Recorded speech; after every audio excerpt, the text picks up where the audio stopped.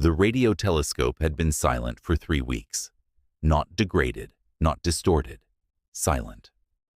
Dr. Sarah Chen stood alone in the Arecibo control room at 2:47 a.m., watching the flat green line stretch endlessly across the monitor, like a dead horizon.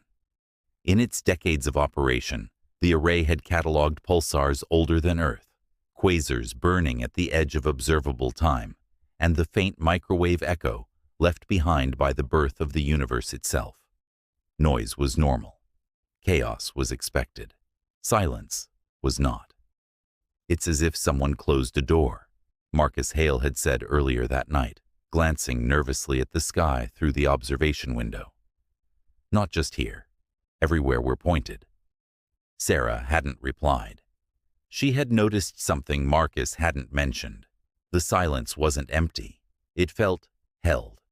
The facility breathed around her. Cool air vents, blinking LEDs, the low mechanical pulse of machines waiting for a universe that refused to answer.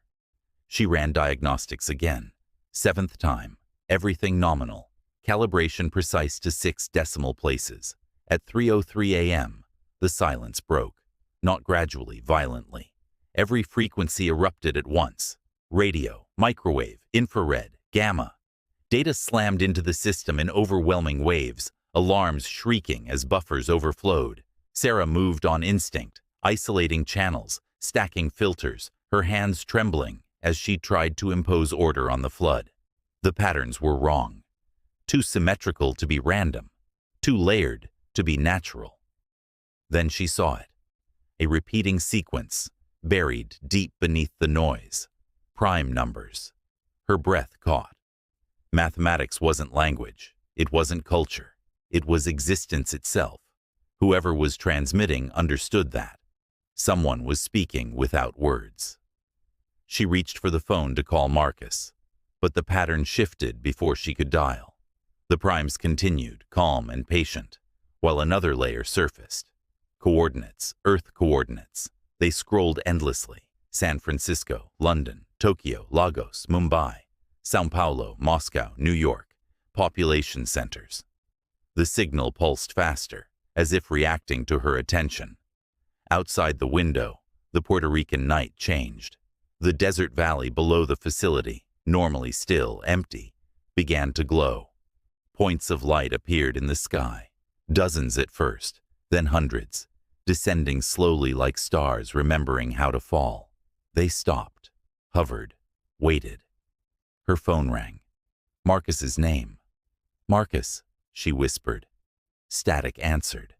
Beneath it, faint, broken, almost human, something that might once have been screaming. The lights outside began to descend. Sarah turned back to the monitors. The coordinates vanished. In their place, a message appeared across every screen, rendered in flawless English. "Thank you for responding. The harvest begins now." Her stomach dropped. She hadn't sent anything. She knew she hadn't. But the transmission logs told a different story. An outgoing signal, massive, coordinated, deliberate, had been sent 3 weeks earlier. Multiband, planetary in scale, time-stamped to the exact second the silence began. Signed with her credentials, signed with all of theirs. She didn't remember sending it. No one did. Outside, the shapes descended closer. They were no longer lights. Now she could see vast forms moving beneath translucent surfaces, something organic pressing against containment fields that bent space around them. Her screen flickered. One final message appeared. "We have been waiting for you to remember." In the dark reflection of the monitor, Sarah saw her own face staring back, and behind her eyes, something old, something patient, something that had not arrived recently. The radio telescope went silent again at 3:47 a.m. By dawn, so did everything else.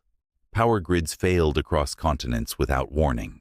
Satellites operated by NASA, ESA, and Roscosmos recorded synchronized blind spots, regions where data simply ceased to exist. No explosions, no debris, just absence. Then the lights appeared, above every major city on Earth. They hovered silently, visible even in daylight as distortions in the sky, like reality, folding around something too large to be seen directly. People filled the streets. Phones streamed. Governments issued statements that contradicted each other within minutes. Some people cried, some prayed, some felt something far worse. A pull, a familiarity they couldn't explain, like remembering a place they had never been. At the Arecibo facility, recovery teams found no signs of damage, no struggle, no bodies. Dr. Sarah Chen was gone. Her chair was still warm. One monitor flickered to life as the sun crested the horizon. A single unencrypted text file appeared, looping every 30 seconds. Phase 1 complete. Anchors reactivated, awaiting collective consent. Governments argued over the meaning. Scientists debated semantics and intent. Religions fractured overnight, and new ones formed just as quickly. And beneath the noise of panic, something quieter spread. Dreams. Shared dreams. Millions of people reported the same visions, vast structures of light and thought, architecture made of memory and logic, a place that felt impossibly old and impossibly familiar. Home. 3 weeks after the lights appeared, a child in rural Mongolia hummed a sequence of numbers in her sleep. Prime numbers.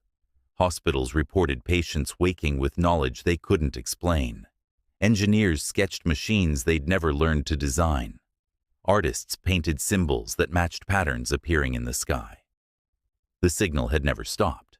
It had simply moved inside. And somewhere beyond human perception, something watched the planet, not as a threat, but as a long-awaited reunion.